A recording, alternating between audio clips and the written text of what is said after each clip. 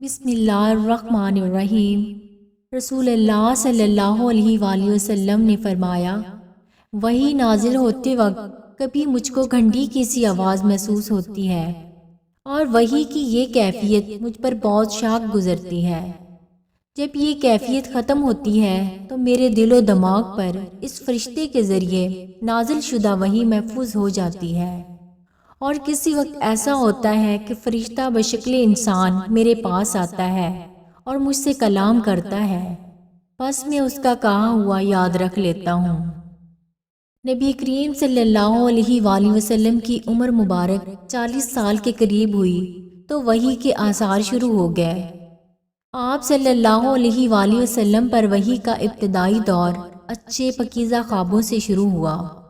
آپ خواب میں جو دیکھتے وہ صبح کی روشنی کی طرح صحیح اور سچا ثابت ہوتا۔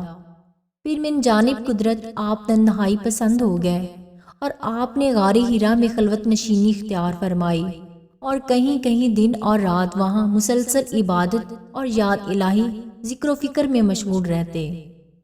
جب تک گھر آنے کو دل نہ چاہتا توشہ ہمراہ لیے وہاں رہتے۔ توشہ ختم ہونے پر اہلیہ محترمہ حضرت ختیجہ رضی اللہ عنہا کے پاس تشریف لاتے اور کچھ توشہ ہمراہ لے کر پھر وہاں جا کر خلوت گزین ہو جاتے۔ یہی طریقہ جاری رہا یہاں تک کہ آپ پر حق منکشف ہو گیا اور آپ غار ہیرا میں قیام پذیر تھے کہ اچانک حضرت جبرائیل علیہ السلام آپ کے پاس حاضر ہوئے اور کہنے لگے، اے محمد پڑھو۔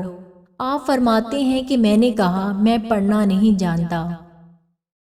آپ صلی اللہ علیہ وآلہ وسلم فرماتے ہیں کہ فرشتے نے مجھے پکڑ کر اتنے زور سے بھینچا کہ میری طاقت جواب دے گئی، پھر مجھے چھوڑ کر کہا پڑھو۔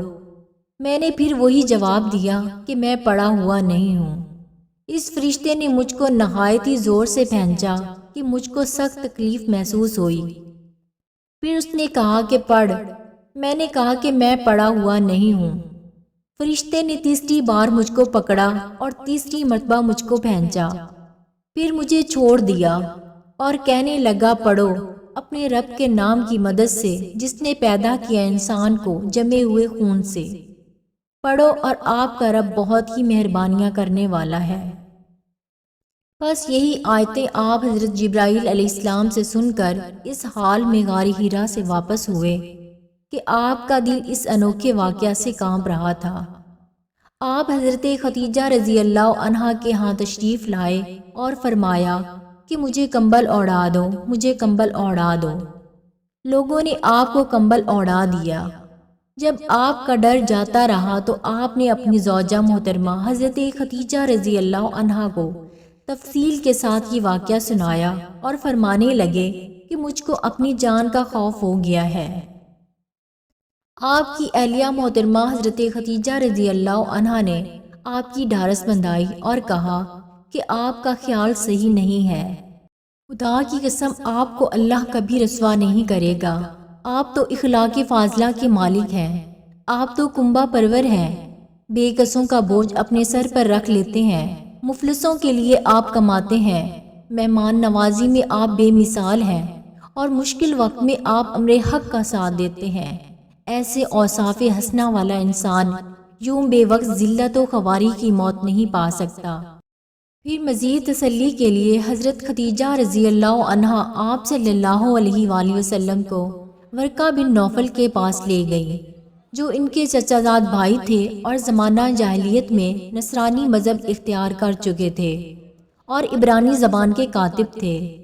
چنانچہ انجیل کو بھی حسب منشائے خداوندی عبرانی زبان میں لکھا کرتے تھے۔